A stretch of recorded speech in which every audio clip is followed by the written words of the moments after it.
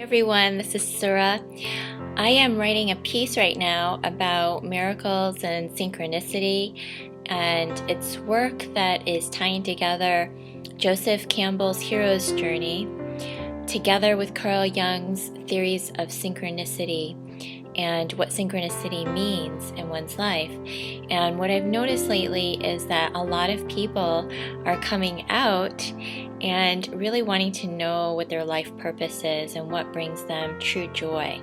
I think we're at a unique time right now where people are at a state of consciousness where they can begin to look at some of these things. So I'd like to share with you some of the discoveries that I've made and what I'm working on, what I would also like to invite you to try as an experiment. So Joseph Campbell was the first to say, follow your bliss. And a lot of people tend to say this catchphrase, and he did expound on this a little bit more. And I'd like to talk about what it means to follow your bliss, because oftentimes we have to get through a lot of garbage and junk and our own stuff before we can get to the joy and the underlying things that really give us that sense of bliss.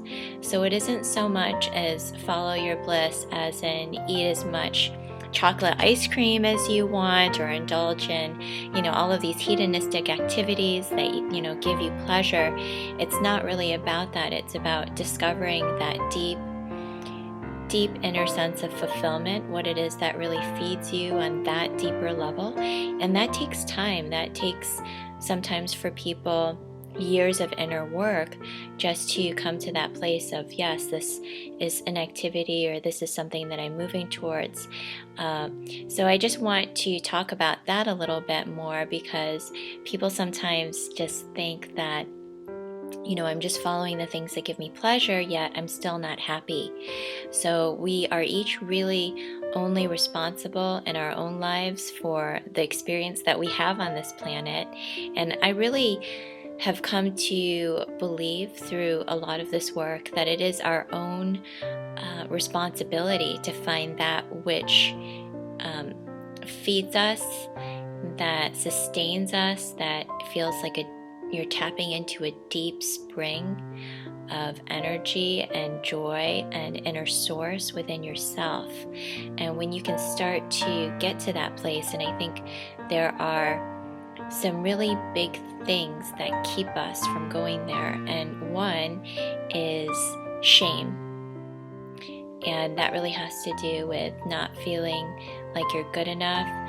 People actually do experience shame in following their joy. They don't feel like they deserve to follow what it is that they really want, because they've had so much external influence and pressure and conditioning to follow mainstream and what our mainstream has taught us that makes us happy, which is a house and a secure job and all of the nuclear family. And it's really about finding that inner source within you. It feels like an inner flow that gets activated when you allow yourself to drop into something that gives you a sense of flow.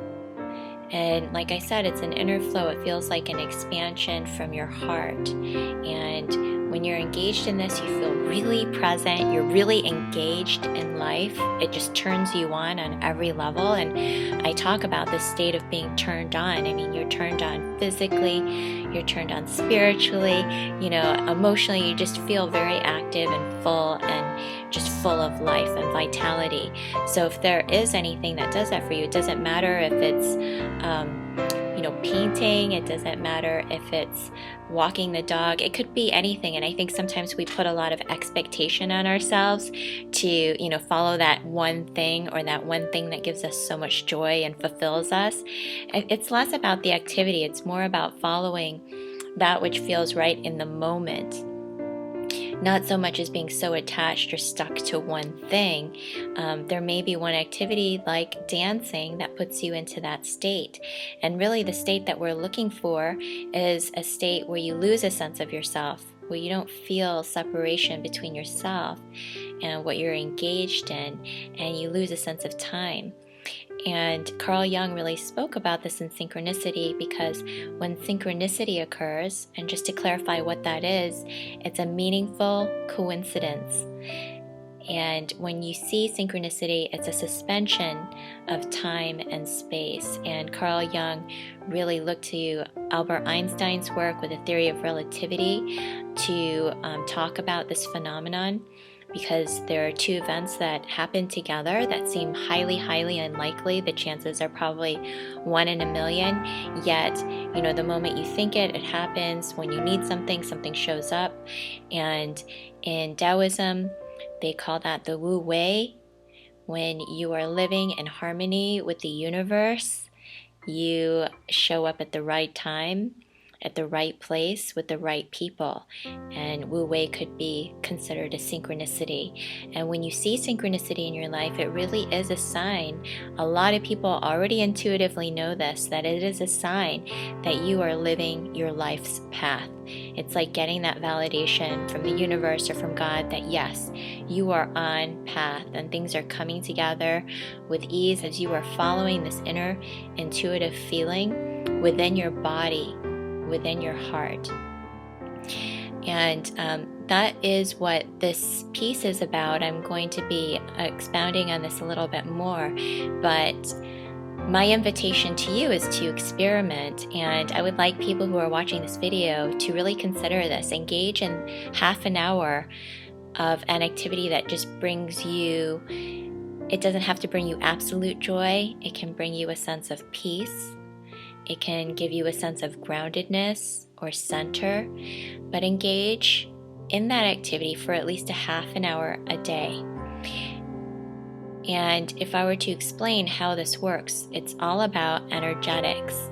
So what happens is when you start tapping into this place, and it's what I call living from your soul, you start tapping into your soul energy, and your soul energy has everything to do with your life purpose and why you're here. I mean, we could talk about life purpose for a long time. I think there is no greater purpose than simply being joyful and fulfilled in yourself and who you are, and having the courage to be your true self in the world. And when you tap into this place, so if you tap into this place half an hour a day, I would like you to notice what starts to unfold in your life. You might start to notice changes in your external world. You might notice changes within yourself, but it's by following this. See, what happens is right now we tend to look at ourselves and focus on our issues and our problems. And with all due respect, people show up to therapy and they look at their past and they try to, heal what's happened in the past. But really, by following this energy of joy and peace and center, just by allowing yourself to engage within that space, it is naturally healing. And people find that through many different methods, whether it's Tai Chi, the arts, whether it's music, sound. So you want to pay hyper attention, and this is the key. You are the only one who can discover that. So it has nothing to do with your best friend and what your best friend likes, or your partner and what your partner likes, or your family and what your family has all loved and grown up with. This is all about you. And when you get really in tune with your own body and you start noticing what really lights you up, what lights you up, what gets you excited for no reason.